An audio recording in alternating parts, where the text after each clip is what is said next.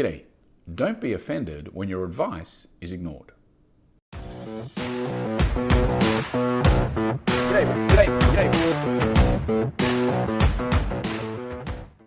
I've been thinking quite a bit lately about advice, both giving and receiving.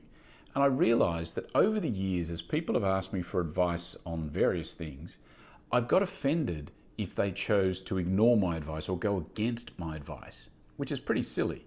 But my assumption was that they're asking me for advice because I know more than them. But people ask your advice for a number of different reasons, and there are a number of factors that go into whether or not your advice is right for them at that time. They may be asking your advice because you know more about that whole subject.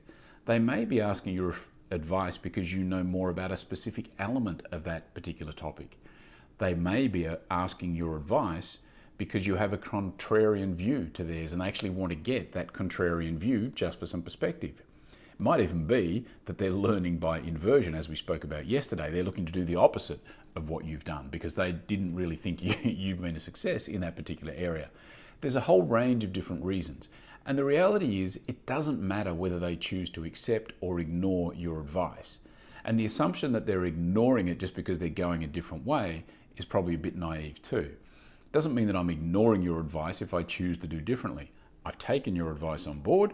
I've decided it doesn't fit for me in these current circumstances right now. I'm going to do something different, and that's okay.